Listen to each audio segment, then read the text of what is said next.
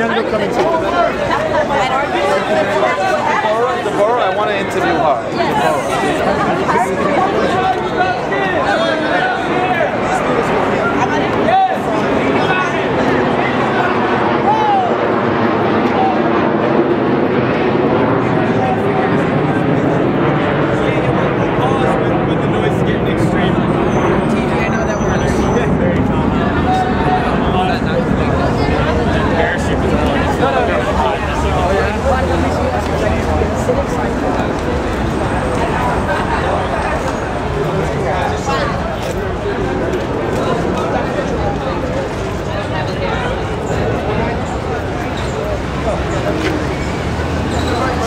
Education, no molestation. Education, no molestation. Education, no molestation.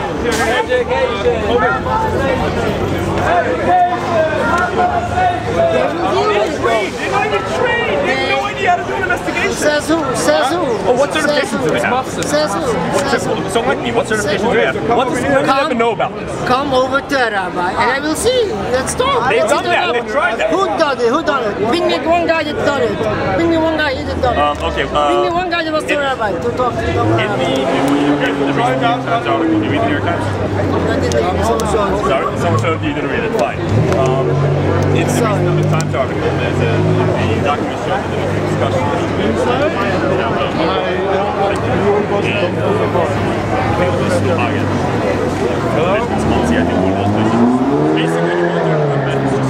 Noisy here. Here's the only thing.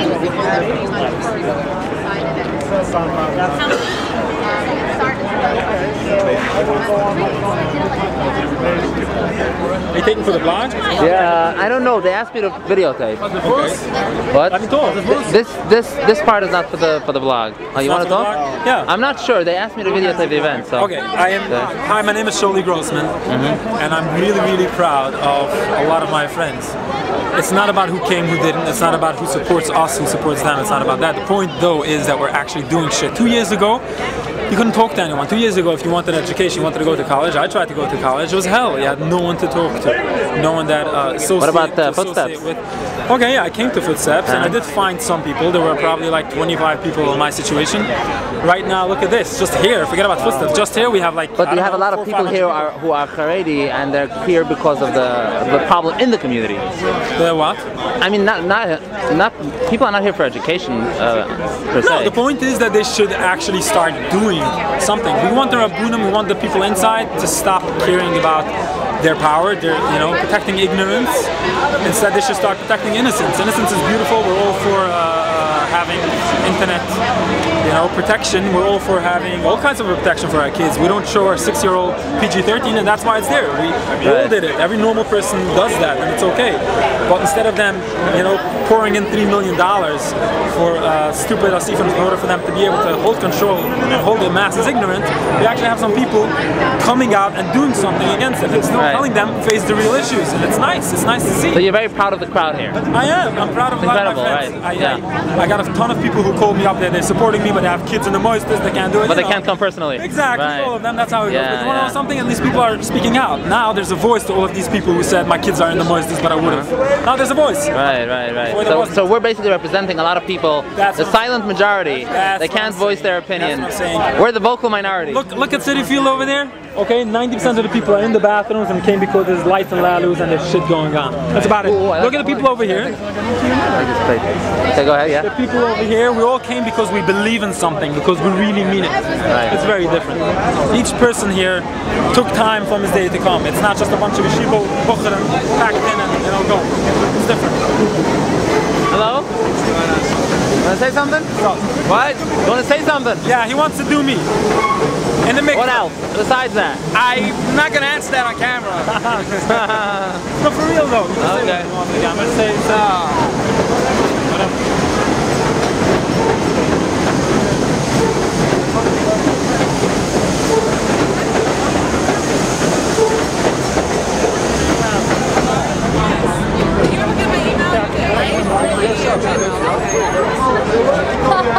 It's so nice to see you.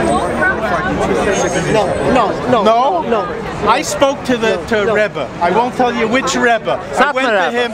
No, it wasn't a Satmar. It's a relative of the Munkacher, I'll tell you that. I spoke to him for a couple of hours. I told him about this child. He tells, ich will dich zugen, wusste Ur Zayder geteen. There was somebody in the town who was a molester, who was a Rebbe, he was a molester. So what did the Rebbe do? So he tells me on his Ur Zayder, what did he do? He knew. He said, I don't want to be Mitzi Shemer on you, I'll pay you for 2 years. You have to leave, go to another town. That's what he did. That was his Eitzah. He said, I told the Rebbe, you know, your Zayda was an idiot.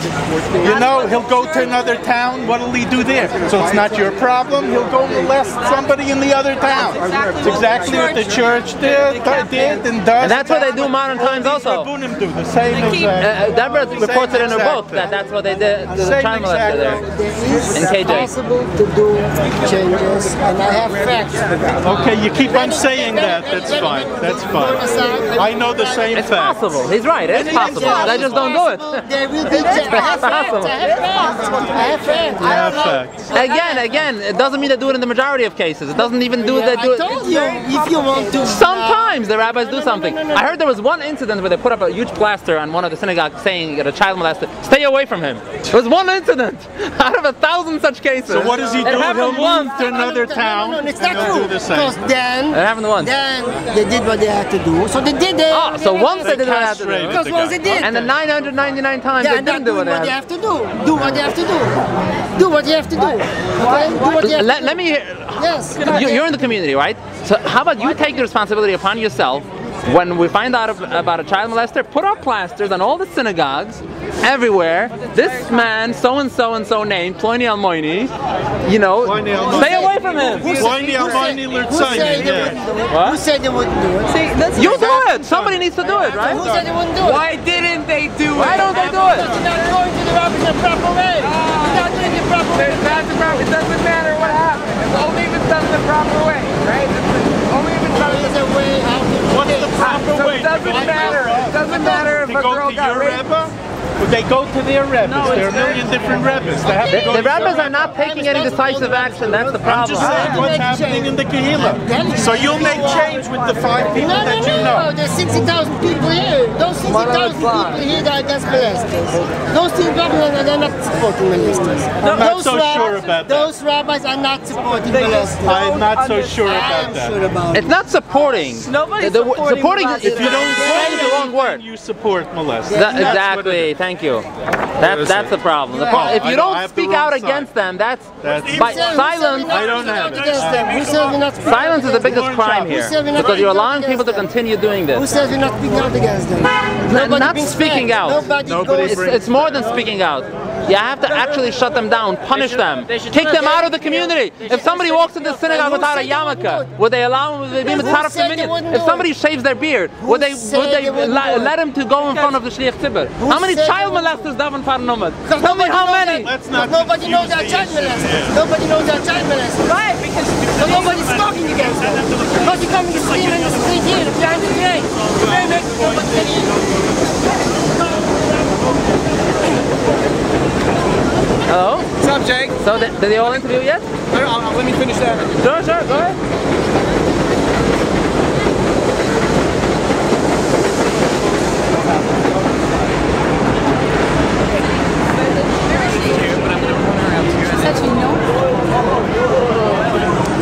Guys. Oh, boy.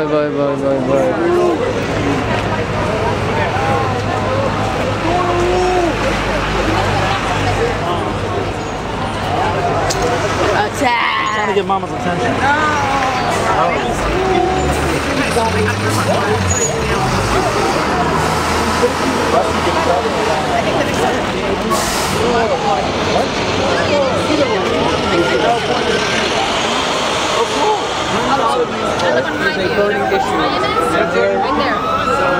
Okay, over here. It's okay, we're just having a friendly conversation. We just don't want him to get hurt. Yeah, I understand. They're not afraid of me, I'm not afraid of them. They're good friends. If I see the conversation getting heated, the officer's going to take you out. You understand that, right? You're not allowed to do that. Nobody has a problem with me. Zet das wir eigentlich normal. Wie heißt die? Lenkenschnitzel. Das wird von jedem noch verdienen. Lenkenschnitzel. Nein, ich muss sagen, ich verdiene. Schei geht's, los! I'm wondering why the cops are here. All right. I gotta get my son. I got a 6-year-old. Jacob, what are you filming? I got 3 minutes left on my battery. What do you want to say? I want to say that I love her. We don't believe that. I love her. Is it or her? Son. What's his name? Isaac. So, Deborah, I got 2 minutes left on my battery. Say something. What? I got 2 minutes left on my battery. Say something. Internet is here to stay. The abusers must go. Protect the victims. Wait. Your beard doesn't make you holy. Wat staat Rebecca met doen?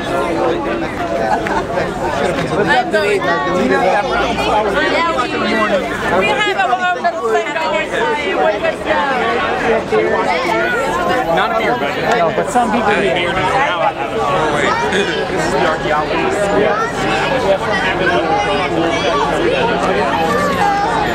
I'm gonna get his. There's a good amount.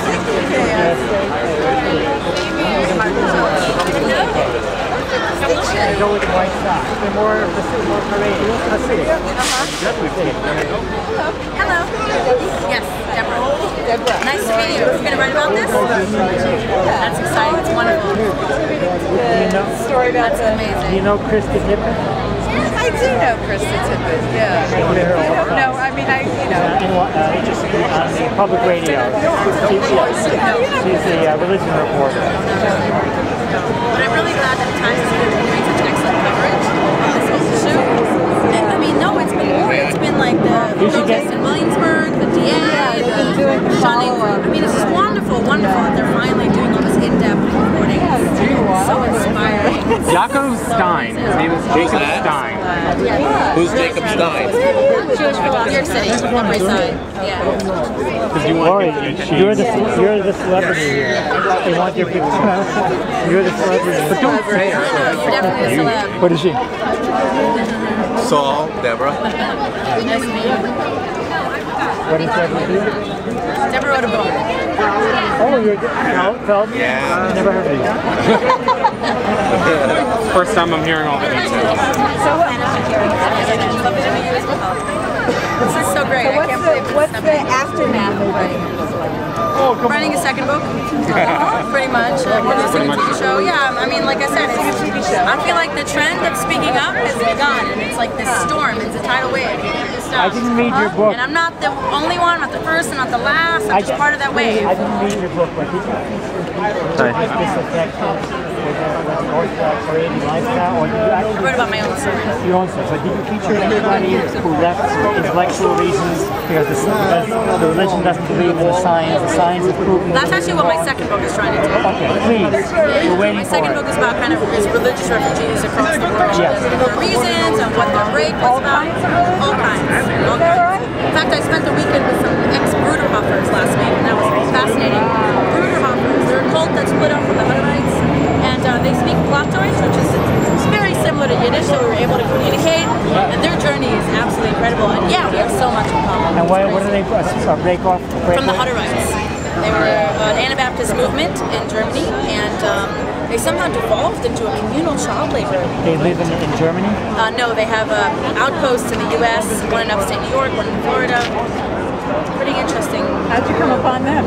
You know, people reach out to me because they read my book and they're like, oh, I think we have similar stories. My friend met this woman at the Reason Rally, and she was like, I read this girl's book, and he was like, I know her, you should meet her, and he hooked it up. And then I went to her house in Pennsylvania, and she brought all of her ex-friends, ex-Bruderhoff, ex-Hutteritis, ex-Mennonite, and it was just like, I get to spend a whole weekend with these people and see what their journeys had been like, what it was like for them to transition and adjust.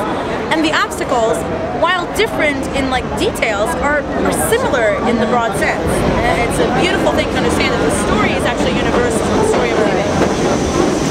And for some people, they leave for emotional reasons because it becomes untenable. A lot of people here who were abused, they were pushed out because they were abused.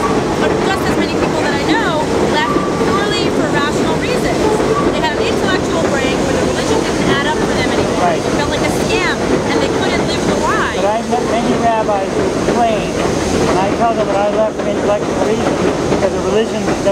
stuff and it's false and it's lies. I met many rabbis who looked me in the eye and said that it's impossible for anybody to leave the Orthodox Jewish religion because of science or because of philosophical arguments, anything like that. You must have some rebelliousness against God. You must have some desire to have free sex, to eat ham sandwiches, etc. They cannot believe. It's the only reason they cannot believe that somebody could possibly leave for intellectual reasons, because that would be an indictment of their belief system. It would mean their belief system. I left for intellectual reasons. What? Okay, so turn the camera around. I can't. A lot of my friends left because they became atheists. They stopped believing. Yeah, and one day the next, it suddenly stopped. It stopped holding up for them, and I think for many of them it was a tragic realization. It was like really very disappointing because they wanted to continue. They wanted to make it work for their families, for their children, for their wives, and they couldn't. It's really, really hard once you know to live that lie. It's very difficult. And there are many people living in the community, Marranos, who one of them. Yeah. What happened? 11 years since you left? So or 11 years of going living as a... What's going on? Sorry. My ADD. They're afraid for his safety. Really? They're overprotective, yeah. They said if drivers, people are driving by. Against them, I don't know. Oh, the people are driving by know him. Oh. They might know him, and then he's straight. May not even know him, but he looks. No, it's because of his safety. Really? So they're escorting him out because he can't. Really? What's going on? What's going on? Hey, Chris. Nobody knows. People think. No, but he was surviving. Yeah. You know what he did? He came over here and he said, you people are going about this in the wrong way. If you want to protest child molestation, this is not the way to do it. So I said, what is the way to do it? He says, you go to the rabbis, you tell them the children are being molested, bring a few children, and then they'll do something about it. I said, what will they do? They won't go to the police. They'll do something internally. I said, what will they do? Child molesters. The rabbi in a different yeshiva. Yeah, child molesters can change. What are you going to do? He says, well, bring me the child molester. I said, I can't bring you. They're afraid. As soon as they go to the rabbi, they're ostracized. Their brothers and sisters are thrown out of school. We're protesting. That's true. That's not true. I can't believe that it's not true. So I said, you believe there's a country called China? He says, yeah. I said, it's not true. Prove it to me. Prove there's a China. But there's no talking to these people. So he came over to correct you. He came over in a way, in a peaceful way, not to criticize us, but to tell us we were going about it the wrong way. But he was totally. Was he pretty elderly or small? He's 43. I actually have him on camera. I interviewed him on the other side. You did? Yeah, I did. This illustrates a very fundamental point. Yeah, it does. It's very all brings it back to the attitude in the community wanting to on issues where the community feels that there could be any kind of where the issue could impugn the reputation of the community. The default attitude is to cover it, to bury it, take it to the rabbis, don't report it to the authorities, keep it buried. But the government is against us, so we have to. Right. And when it comes to issues that they don't feel can impugn the community, but they feel go more to the holiness of the community as a whole, that's where they feel they have to publicize, they have to bring it out, they have to take every measure they can to, to bolster the Holy Spirit within the community. But you know what jumps out at me about that is like, even with all the discussion and the idea is still that the proper path is you go to the rabbis, even though there is so much now. Bye guys. Good luck with your article. Bye, Deborah. Bye, Debbie. Nice to meet you. Unfortunately, they're covering it up. Yeah. So, but the kind of sweet naivete there. There's a way to solve this. You go to the rabbis. They don't know that it's publicized in the newspapers that the rabbis throw you out of their office. Yeah, but he doesn't know that information hasn't penetrated. One father, I read in a paper, one father of a child that was abused went to the grand rabbi, not these lower level guys, but he went up to the top guy, the head of the Hasidic sect, and he began a private audience with him, and he said, my child was being sexually abused in your school. And the grand rabbi called two guys and said, throw this guy out. Yeah, he said he's a shaman. Yeah, I called him Hold on, I read that somewhere. Who reported that? I don't remember where it was. Yeah, I read it in one of the reports, yeah. He had him thrown out. It got so bad that one child went to his father and said, my rabbi in school, in yeshiva, sexually molested me, and the father slapped him across. Slapped and said, don't ever talk about such disgusting things. So these are that child there was that protest in Wednesday. You know, yes, she was seeing a quote-unquote therapist who was nothing more than a rabbi. Bleeding from, he comes home bleeding from his rectum. Right. And he becomes the villain, the bad guy. And as soon as the statute of limitations passes, he's thrown out of school. They don't dare do that until the statute of limitations passes, surprisingly enough. It's just horrible. That girl who was sent to a therapist. There are more minor sexual crimes that people, well not, there are more minor issues that get people thrown out of school too. A friend of mine was told that he may never step foot in Lakewood, New Jersey ever again because they caught him with a Playboy magazine. And they said if we find out that you've been in Lakewood, we will post your picture on every telephone pole saying that you are, filth. What happened to this guy? He lives in Israel now.